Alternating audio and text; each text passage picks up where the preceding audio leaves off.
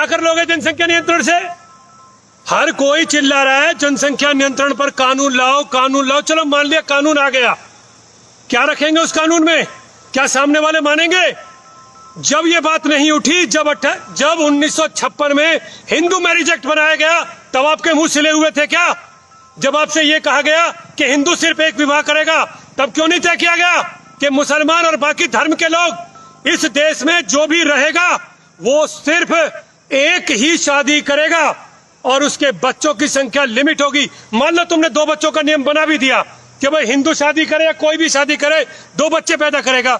अरे जो 4 औरतों से शादी कर रहा है वो तो 8 तो अपना पैदा करेगा, हमसे 4 गुने तो वैसे ही हो गए। फिर किस बात का रह जाएगा जनसंख्या नियंत्रण कानून?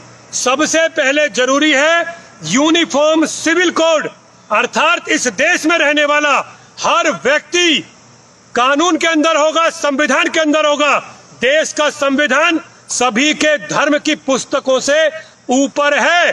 पहले संविधान, उसके बाद आपकी धार्मिक पुस्तकें आती है। जो संविधान को नहीं मान सकता वो इस देश की धरती पर है क्यों?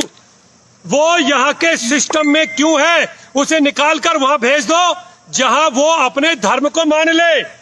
यदि आपको हिंदुस्तान में रहना है तो आपको संविधान को मानना होगा, और संविधान में जरूरत है ये तय करने की कि यूनिफॉर्मिटी के साथ सभी पर कानून लागू हो।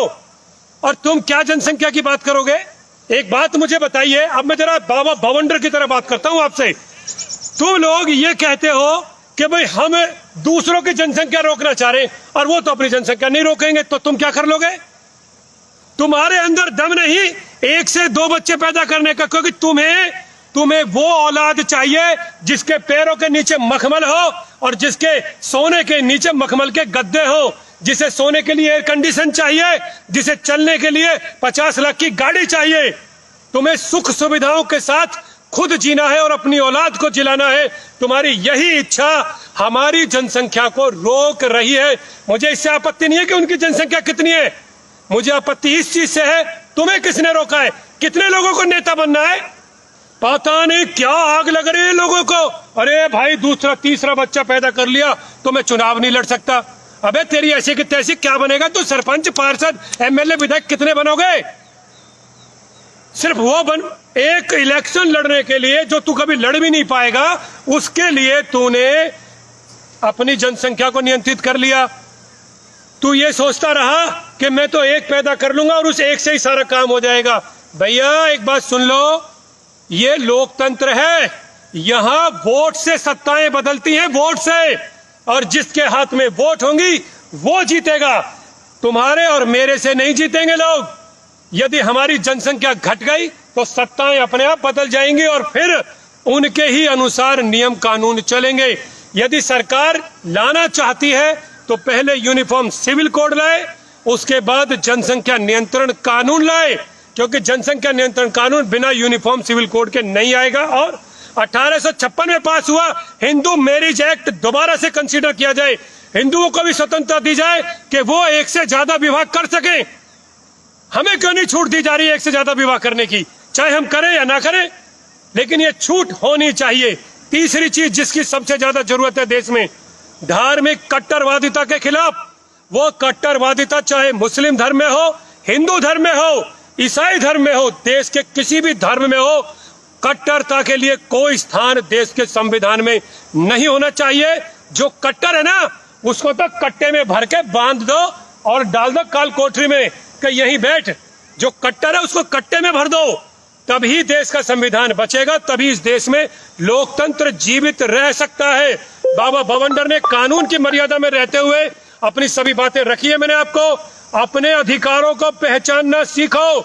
आज के मौजूदा लोकतंत्र में 100 में से 25 आदमी जिसके पक्ष में खड़े हैं ना, वो चुनाव जीत रहा है।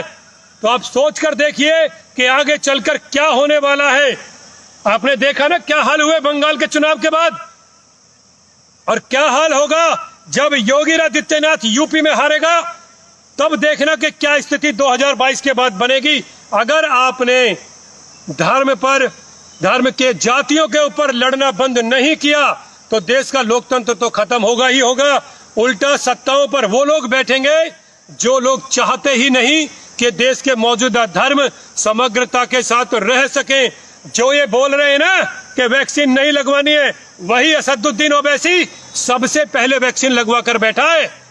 सोचकर देखना कि ये किन लोगों को भड़का रहे हैं। आप सभी ने बाबा बावंडर की सुनी, फिर से कह रहा हूं, आखिरी क्लोज करने से पहले कुछ भी करना, सबसे पहले यूनिफॉर्म सिविल कोड, उसके बाद जनसंख्या नियंत्रण। ये दो मुद्दे होंगे 2022 यूपी चुनाव के, और यही दो मुद्दे होने चाहिए 2024 चुनाव के। तभी देश का लोकतंत्र बचेगा। आने वाली पीढ़ियां तभी सर उठाकर जी पाएंगी। जय हिंद, जय भारत, जय हिंदू।